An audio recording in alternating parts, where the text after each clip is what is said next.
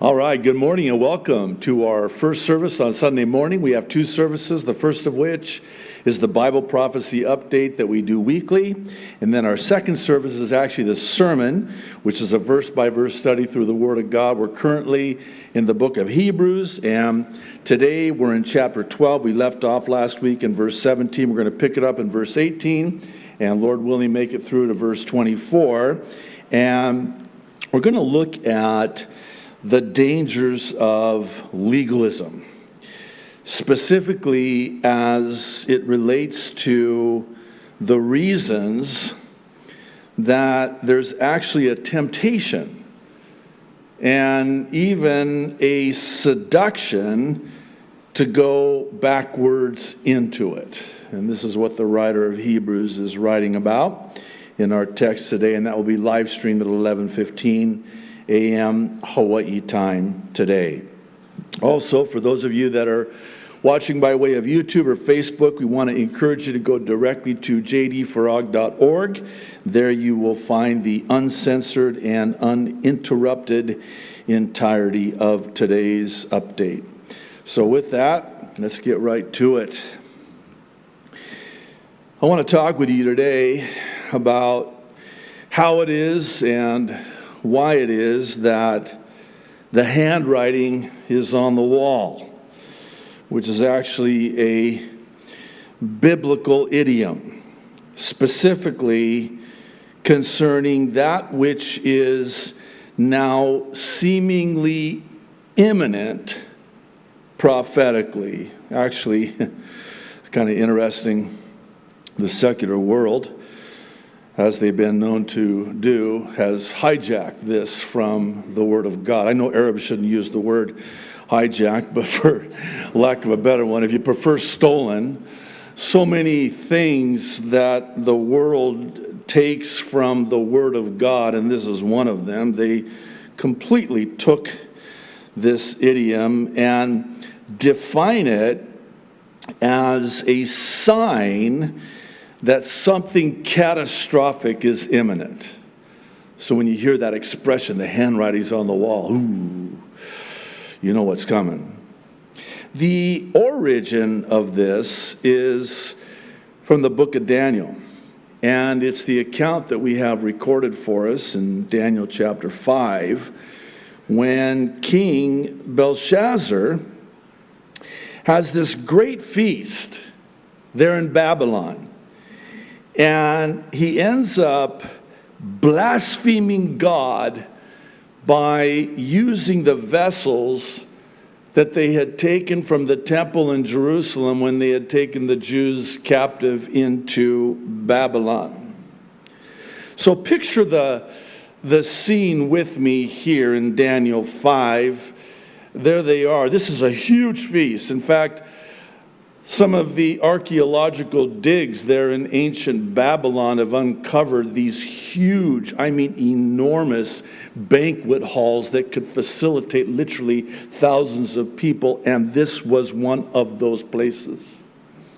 And they are partying, they are getting drunk. I don't mean to get graphic, but certainly they're partying and drinking was riddled with debauchery and sexual immorality.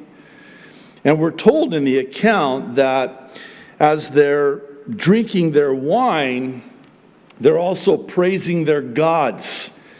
And we have those gods listed for us. They're the false gods of gold, silver, bronze, iron, wood, and stone. And here they are drinking and getting very drunk and partying and all kinds of debauchery. Then all of a sudden, again, picture this scene with me.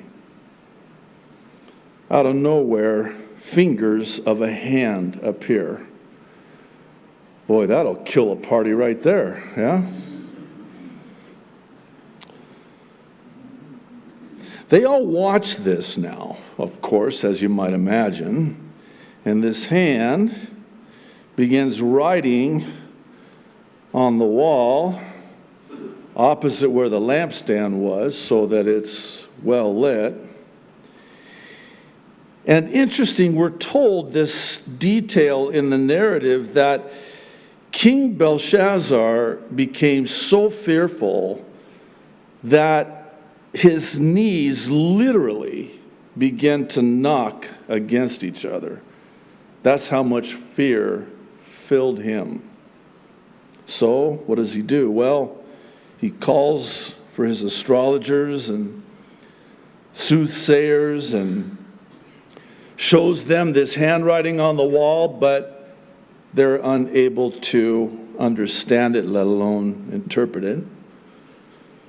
When the queen hears about this, she goes to King Belshazzar and tells him to call on Daniel. And then she says this about him. Listen to this.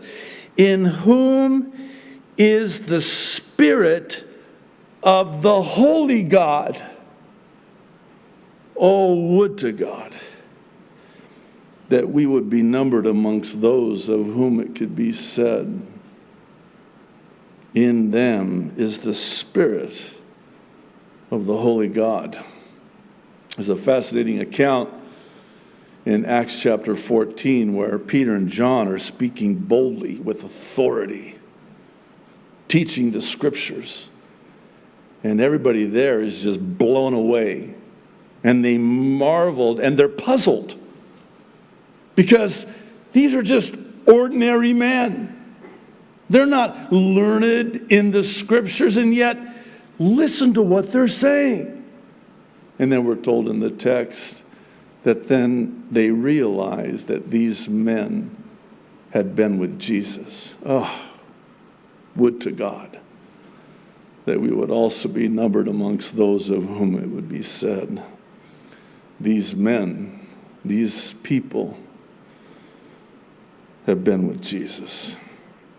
Well, they go and get Daniel.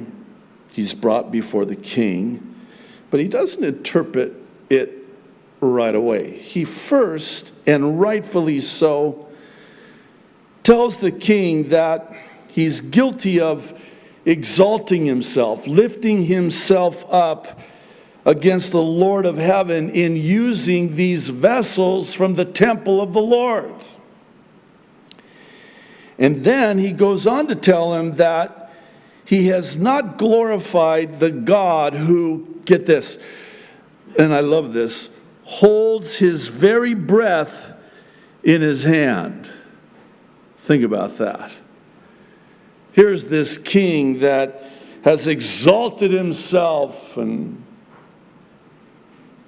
the God that holds that next breath. Everybody breathe right now, because right now I just stopped breathing by default. That very next breath you're going to take, guess who holds that breath in his hand? God does.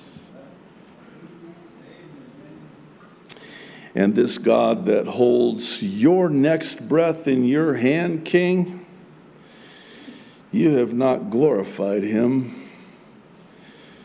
Truth be made known, you've blasphemed him. And then he proceeds to interpret the handwriting on the wall. And we pick it up in verse 25 of Daniel 5. And this is the inscription that was written. Many, many tekel ufarsin. This, verse 26, is the interpretation of each word. Many. God has numbered your kingdom and finished it. Tekel. You have been weighed in the balances and found wanting. Peres. Your kingdom has been divided and given to the Medes and Persians. Then, we're told, Belshazzar gave the command, and they clothed Daniel with purple and put a chain of gold around his neck and made a proclamation concerning him that he should be the third ruler in the kingdom, which Daniel had already said he was not interested in. It's verse 30 that I want to draw your attention to, because it's going to be germane to our understanding. That very night, That very night, Belshazzar, king of the Chaldeans, was slain. And Darius the Mede received the kingdom, being about 62 years old. Okay, why do I want to start out this way? Because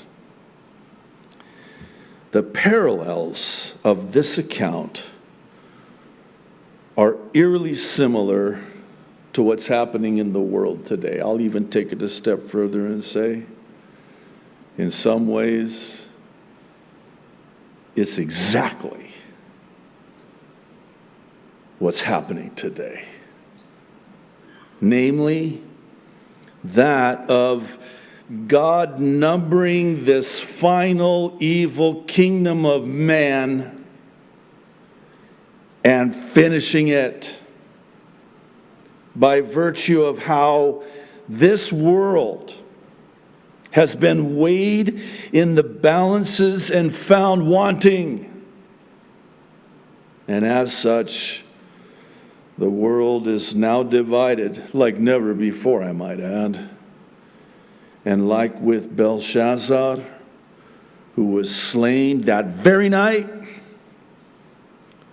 so too is Jesus coming as a thief in the night.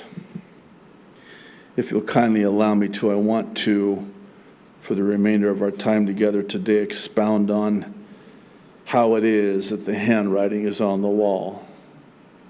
And now it's just a matter of time. We'll at this time go ahead and end the live stream on YouTube and Facebook and redirect you to the website.